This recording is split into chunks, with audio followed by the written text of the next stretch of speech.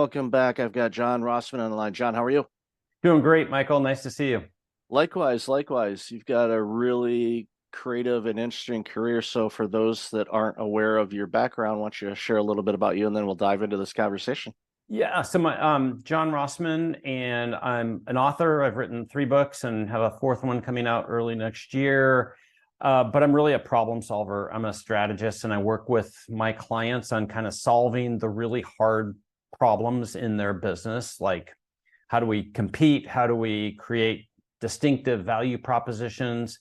I was an early Amazon executive and got to launch the marketplace business at Amazon, and that story has impacted me in so many ways, and that was really the basis of kind of my books and all the work that I get to do.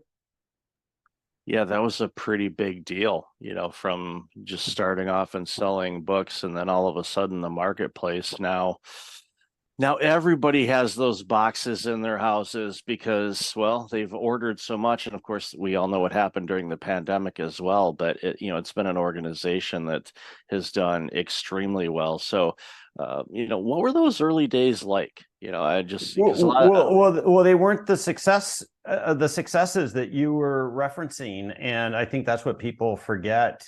So I was at Amazon early 2002 through 2005, so 4 years. I got to launch the marketplace business. So that's the business third party selling at Amazon.com. And that's almost 60% of all units shipped and sold today. When I was there, it was a very frugal, very scrappy, very doubted organization. We were always called Amazon.con and Amazon.toast in the press and everything.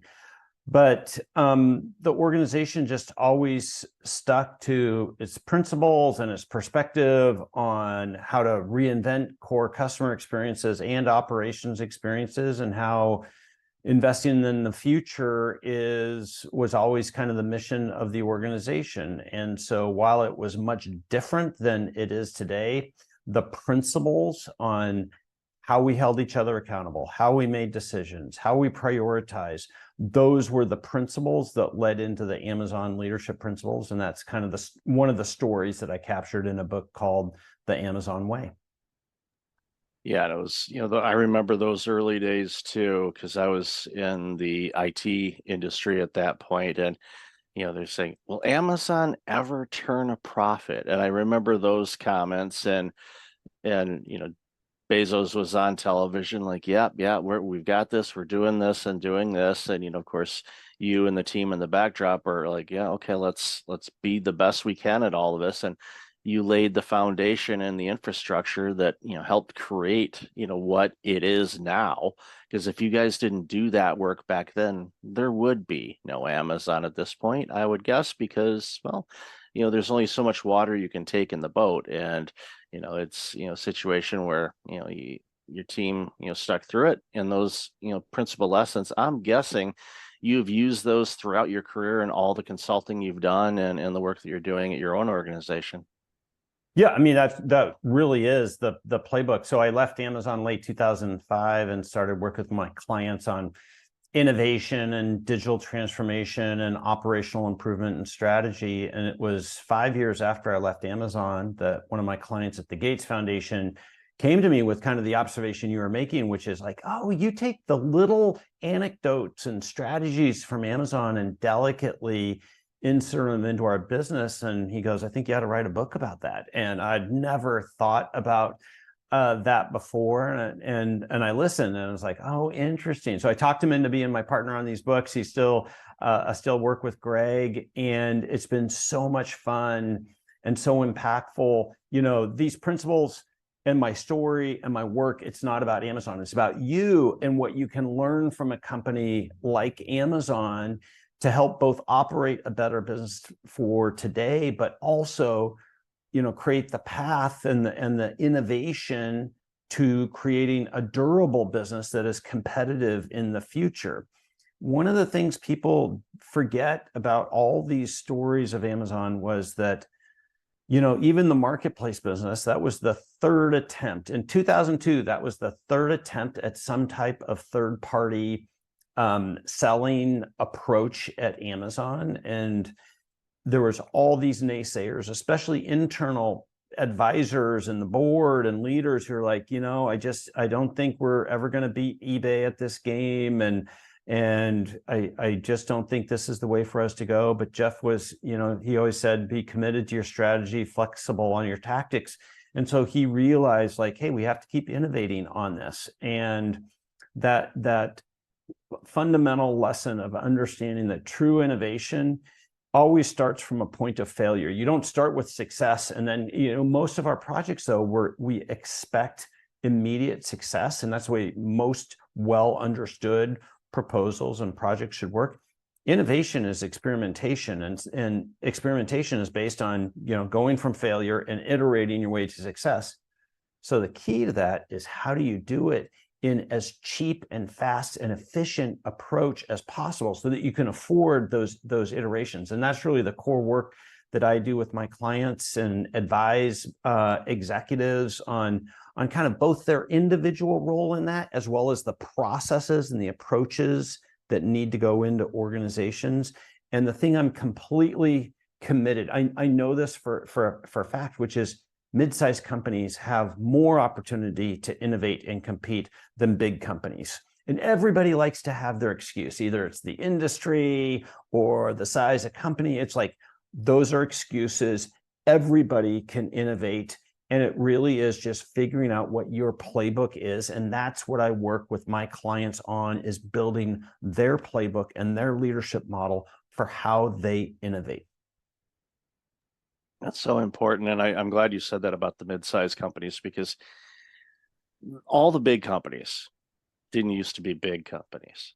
They were all really small. And I'm often reminded of the fail fast type of mentality. It's like when you're trying something, you're doing something, innovating, experimenting, things like that, find those failures, because then that way you're just narrowing down to the point where you'll find the right formula or ingredients or the right setup or the right components to a marketplace to be able to take on and blow past eBay and everybody else, for that matter, where people just, naturally gravitate and go, and, it's almost like it's a verb, to the point. And, that's when you have an organization and you're becoming, from a noun to a verb, that says a lot. And again, I keep going back, and I'm a big infrastructure guy. I love foundation. I love it because if you get that right, then it allows you to be agile as you're trying different things and going down the road. And, a thing that come to mind too is, it's a lot easier to change and adjust things when you're in motion than it is just sitting at a table going, well, what about this? Well, what about this? It's like doing helps you discover, okay, well, that's not going to work. Okay, let's see what does. 3M with Post-it notes, that glue that they couldn't figure out what they were going to do with. Well, how many bazillion Post-it notes have they sold because of this glue that wasn't really sticking to anything? And like, what do we do with this? Oh, let's make these little notes. And well, every office has them. So it's just, that's, one of those things where like those side effects sometimes can create other opportunities as well. Yeah. Where, everybody philosophically, they'll kind of agree with everything you just said, and it's true. But then it's like, well, how do we do that? Right. And that's where I try to really fill in with some mechanisms. One of the underlying secrets from Amazon is this approach of writing. And so by writing out in narratives, in a term called a future press release, and FAQs, frequently asked questions, and debating those, like we have a concept, forcing yourself to write those things out and then debate them, that's the cheapest and best way to experiment. So that's how we afford experiments, is by being disciplined enough to actually write them out. PowerPoint or just talking about things is not refined enough for the subtle differences of, what your new product, what your new service, what your new improvement might be. And so if you can pick up these habits of writing out these concepts, it's an absolute superpower, and it scales. You can do it as an individual. I do it in my own business. You can do it as a team. You can do it as an enterprise. You can do it just part of the time. But that's the type of mechanism that helps reinforce the important concepts you're talking about of like, hey, we need to iterate. We need to try new things. They aren't going to work. Yes. And here's how we can actually go about doing that in a fast, affordable, repetitive manner that improves not just the idea, but how we approach those ideas. And the how is where the fun stuff happens, because yeah, you can kind of get the foundation and, like you said, the philosophical ways of doing things, but it's that action and implementation. Okay, what tools do we need to do this? And with your background and all the experiences that you've had over your career so far, there's so many things you can pull from. And what I tell people in the work that I do in consulting and burnout prevention and all of that stuff, there's things that I bring to the table. Could have been from my accounting degree, could have been from Right. IT, could have been from healthcare, it could have been for nonprofit, it could be in speaking. It just, they're just there. I don't think, okay, I'm going to use that tool that I picked up in 1993 when I was working for that CPF. I don't remember where I picked it up, but it's something that's just there. And you know it with the expertise based on all the ingredients that you're exposed to when you're working with a customer or a client and figuring out, okay, how do they break through this particular barrier that they're stuck on? And it could be something major that's involving all kinds of different things, or it could be something as simple as they've grown and now they want to get to that next level, but they're not sure how to do it. And that's where your expertise really comes through. Well, I think that's, how advisors really add to their clients is by bringing a different perspective. And, you're the client 90% of the time is always the expert in their field, in their market. Well, you add value by bringing something different to it, right?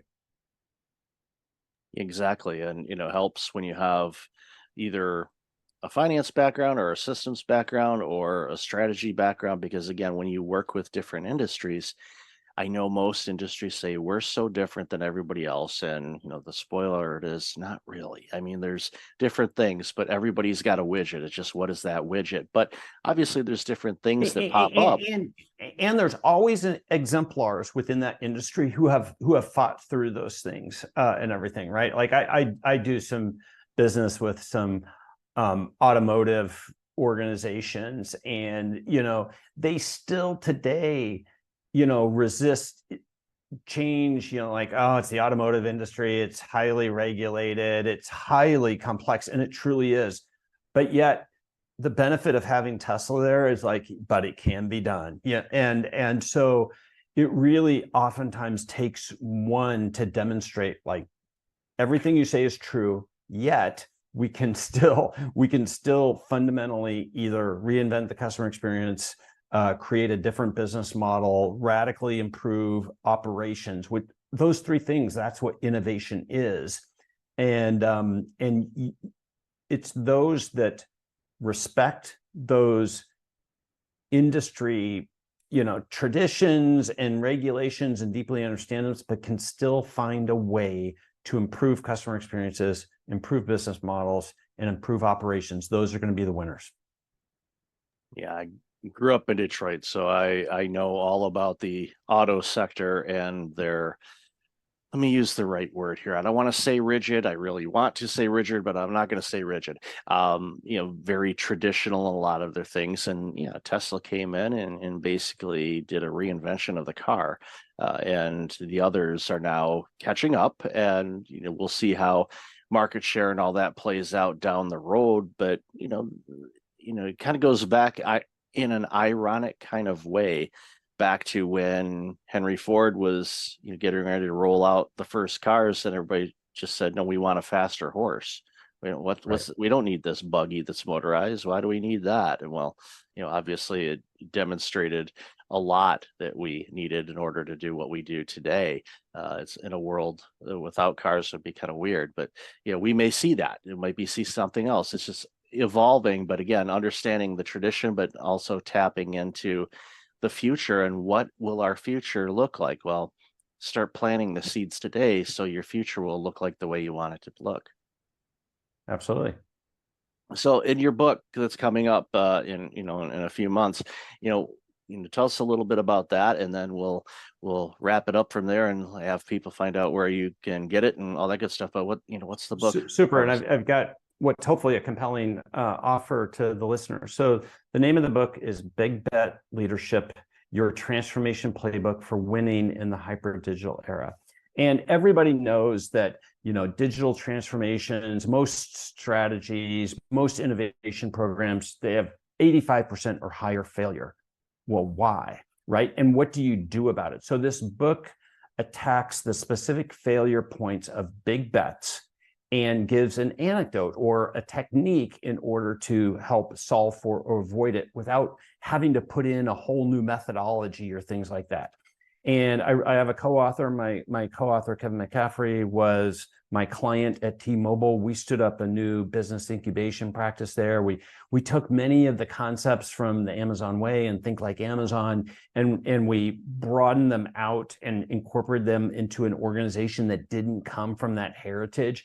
And then a bunch of other tricks to really help give a practical set of techniques to executives to help win at these major transformations. A big bet is any concept or strategy or plan that we think has the potential for really changing the trajectory of the business, but we know inherently has material risks. And our goal with the book is to help mid-sized companies be able to win at these big bets without having to hire a major management consulting and to be able to afford to do this, which is a firm belief of mine is that most innovation is going to come from mid-market companies, and they need great advisors and great tools in order to help them do this well. And that's the goal. So if you go to bigbetleadership.com, there's a form there.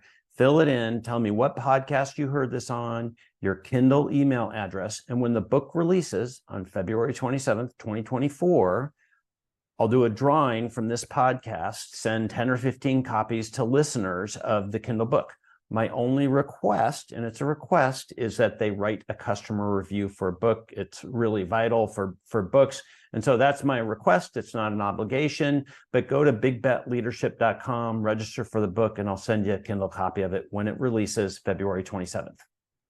It's awesome. And I can't wait to see this book because, again, I am a firm believer of businesses of that size are the ones that do so much innovation. They help out communities. They employ so many people and can really change things for the better in whatever they're making, whether it's a product or a service. It just improves humanity when these companies survive and thrive. And this book is going to help them do that, especially in these ever-changing times with automation, technology, AI, you name it. There's so much going on. And so a lot of these businesses are just spinning their heads trying to figure out, what do I do? What do I do? So this book is going to provide an amazing roadmap for that. So I really appreciate you offering that, John. So where can people find out about you and all this amazing work you're doing? Yeah, so you can connect with me on LinkedIn, John Rossman, or rossmanpartners.com is my business website. I do keynote speaking, I do workshops, I do coaching and advisory, got a great team, and you can engage with us kind of everywhere from buying a book through, engagements and everything. And my goal is to really help senior leaders understand how to drive systematic change within their organizations. That'll be awesome. And I'll definitely have all that in the show notes. So, John, thank you again for your time today. Really appreciate you, and congratulations again on all the books and the new one coming out. Well, thanks for inviting me to be a guest on your show, and thanks to your audience for listening. Thank you.